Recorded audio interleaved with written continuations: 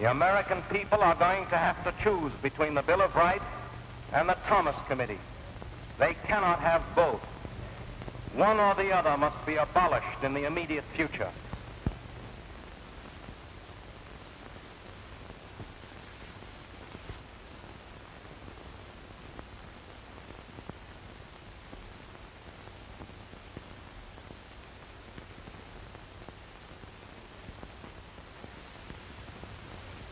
These are the Hollywood 10. These 8, and these 2.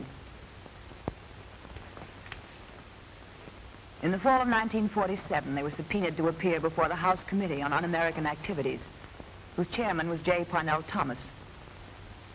They did not behave to Mr. Thomas's satisfaction, and they were declared to be in contempt of Congress. They were tried and declared guilty.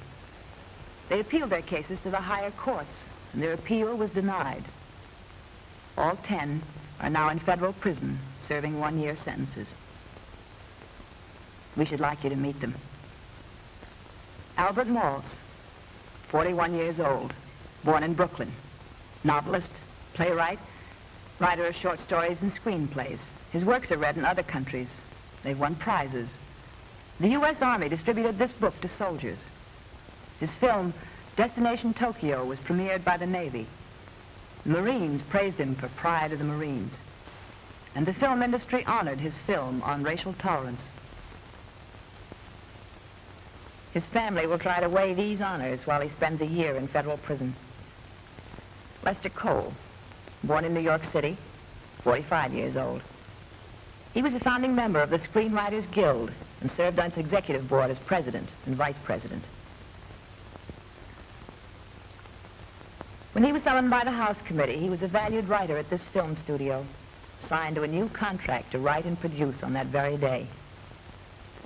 Author of 40 screenplays, among them Romance of Rosie Ridge, Objective Burma, None Shall Escape. He is now in prison. Samuel Ornitz, 60 years of age, born in New York, novelist and screenwriter, lecturer and scholar. Author of a classical fictional study of American Jewish life, of a tender story for children, of a book whose hero was lynched by anti-Catholic bigots. As a social worker, he spent many years with the Prison Association in New York, helping thousands of people to get out of prison. He is now in prison himself. Adrian Scott, screenwriter and motion picture producer, born in New Jersey, 39 years old. This film studio considered Scott's services invaluable. His films were successful and celebrated. Do you remember Crossfire? It was not to the taste of J. Parnell Thomas. Now Adrian Scott, too, is in a federal prison. Alva Bessie, born in New York, age 46. Newspaperman, novelist, critic, and screenwriter. In the year 1938, he made his way across the Pyrenees as a volunteer for democracy.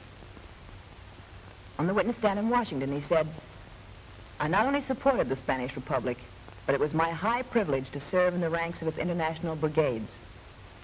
He returned to the United States to write an account of that war, and in the Second World War served as second lieutenant in the Civil Air Patrol, Los Angeles Squadron 3.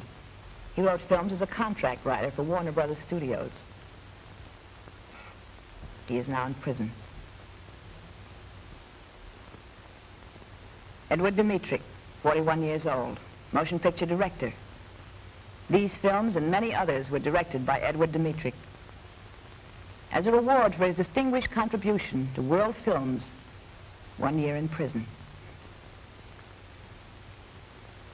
Ring Lardner Jr., born in Chicago, 34 years old. 2 of his brothers died in separate chapters of the world struggle for democracy. One as a volunteer in the Loyalist forces in Spain, the other in Germany as an American war correspondent. Himself, author of a dozen screenplays, for one of which he received the highest award of the film industry. This film he wrote for a trade union to advance the idea of the equality of all races, of all nationalities. Ring Lardner Jr. is now a federal prisoner.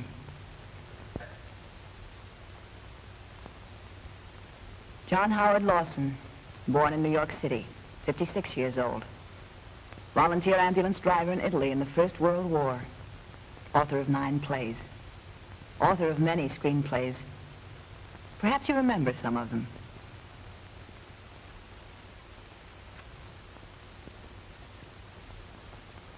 A teacher, scholar, historian. He completed the first volume of A History of American Culture just before he entered prison.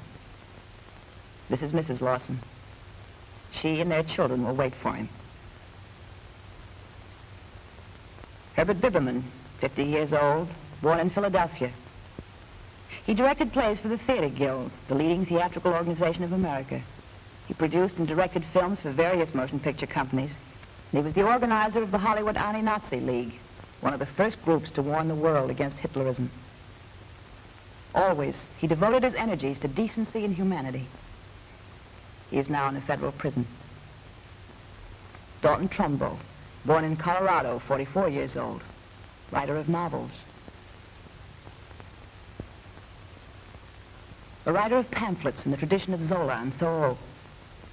Writer of films. Kitty Foyle, a guy named Joe, 30 Seconds Over Tokyo. War correspondent in the South Pacific. Special consultant at the first United Nations conference in 1945. 5 years later, he said goodbye to his family to go to prison. 10 men. What was their crime? Why are they in prison? There were 2 questions. Listen. Now, Mr. Trumbo. Are you a member of the Screenwriters Guild? Mr. Stribling, the right of American labor to inviolable secret membership list has been won in this country by a great cost of blood and a great cost in terms of hunger. Are you now, have you ever been a member of the Communist Party? Unless it has been changed since yesterday. In our country, we have a secret ballot. And I do not believe this committee has any more right to inquire into my political affiliations than I believe that an election official has the right to go into the voting booth and examine the ballot which has been marked by the voter. No. Thus, J. Parnell Thomas. He has been put in prison as a common thief. But the 10, do they belong there? We don't like the idea of going to prison. Our personal lives, our families, our work are as important to us as to anyone else. To explain to a child of 7, 10, or 12 why his father must go to prison, no, it's not easy. Why didn't we avoid all this? Why didn't we answer the questions yes or no as the committee demanded? Because we wanted to challenge the right of the committee to ask such questions. Whose words are these? Do you know? No official, high or petty, may prescribe what shall be orthodox in politics, nationalism, or other matters of opinion, or force citizens to confess by word or act their faith therein. Supreme Court Justice Jackson wrote this. This was the law of the land until April 10th, 1950. On that day, by its refusal to hear our case, the court washed its hands of the rights of the American people. Our rights, your rights. And sitting in silence on the bench was the same Mr. Justice Jackson. When we appeared before J. Parnell Thomas and his committee, we thought the Constitution guaranteed the rights of everyone.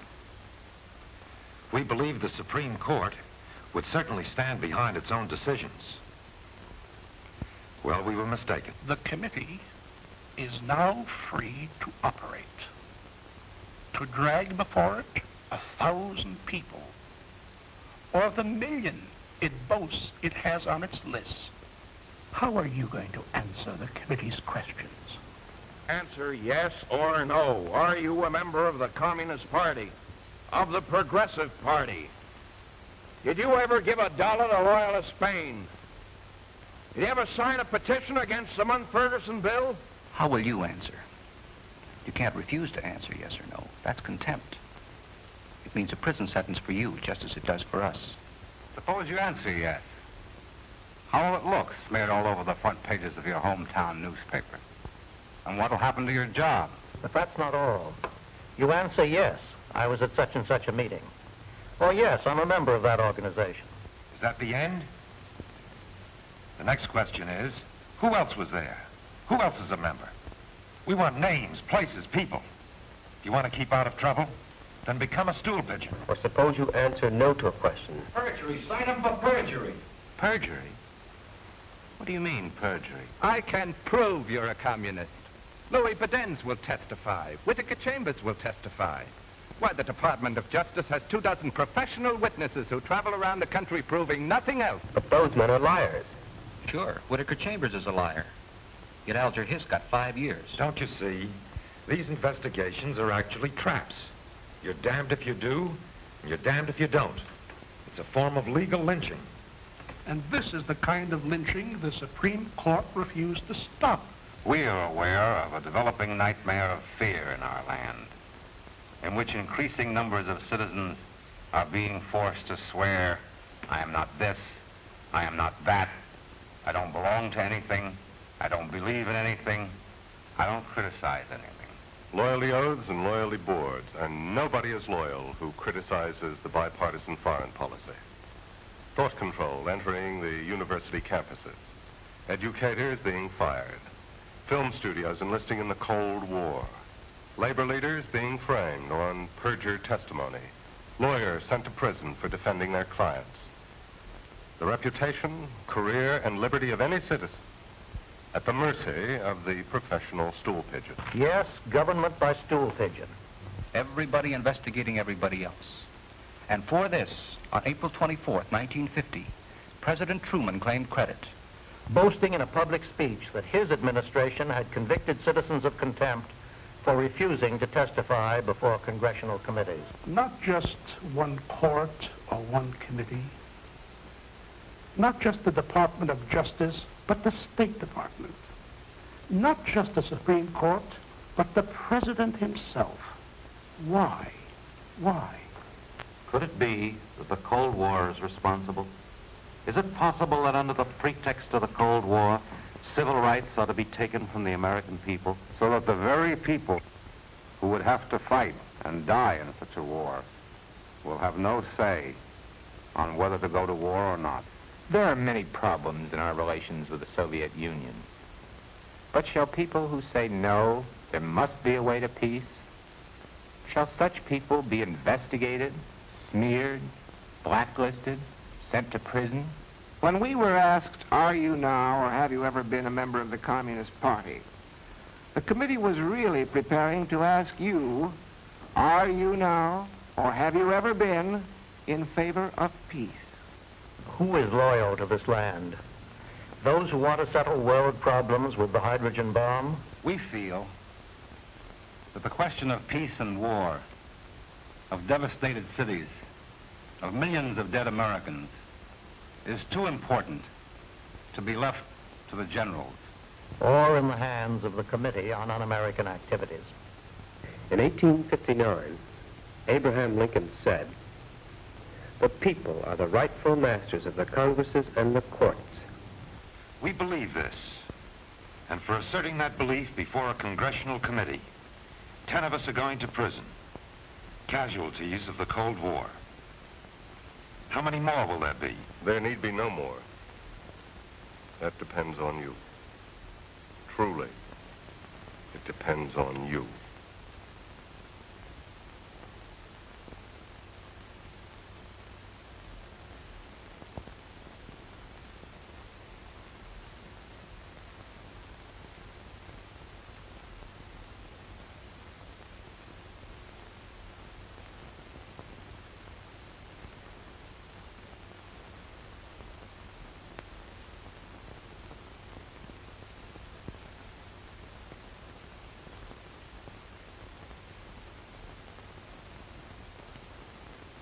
Truly, it depends on you.